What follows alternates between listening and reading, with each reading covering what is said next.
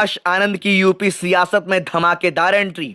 UP में आकाश आनंद की होगी कई चुनावी रैली। 25 दिनों तक आकाश आनंद का चुनावी कार्यक्रम हुआ तय। अन्य राजनीतिक दलों को फिर लगाने लगा बीएसपी से भय।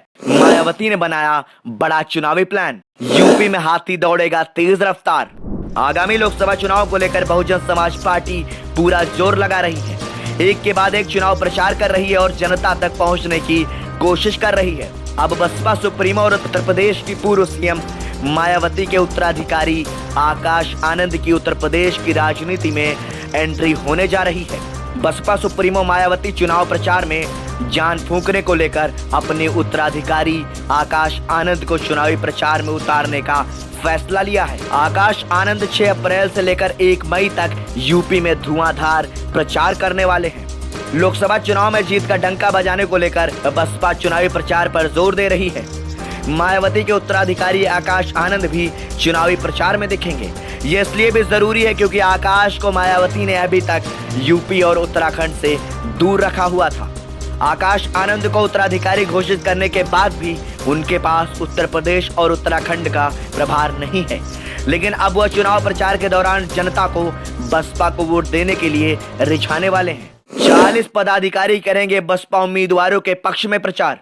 बहुजन समाज पार्टी प्रमुख मायावती, पार्टी के राष्ट्रीय समन्वयक आकाश आनंद, प्रदेश प्रभारी रामजी गौतम सहित 40 पदाधिकारी लोकसभा चुनाव में अपने उम्मीदवारों के पक्ष में जोरदार प्रचार करेंगे। मायावती के उत्तराधिकारी आकाश आनंद का भी इम्तिहान।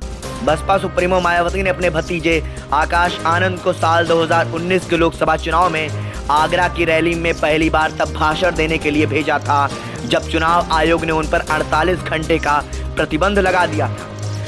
वह चुनाव सपा और रालोद से महागठबंधन कर लड़ा गया था। बसपा को इस चुनाव में 10 सीटें मिली थी। महागठबंधन से बाहर निकलने के बाद मायावती ने दिसंबर साल 2023 में लोकसभा चुनाव 2024 की तैयारियों को लेकर लखनऊ में एक बड़ी बैठक बुलाई थी। उसी में आकाश आनंद को अपना राजनीतिक उत्तराधिकारी घोषित कर दिया था। बार बार परिवार से उत्तराधिकारी न होने की बात दोहराने के बाद भी उन्होंने ऐसा फैसला किया था।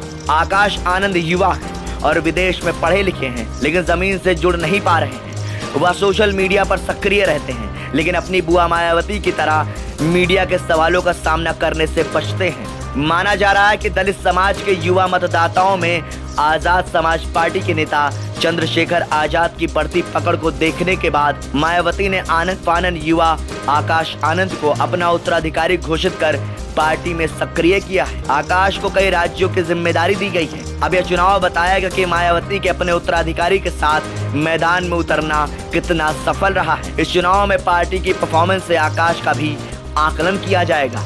ब्यूरो रिपोर्ट, संदेश वाहक।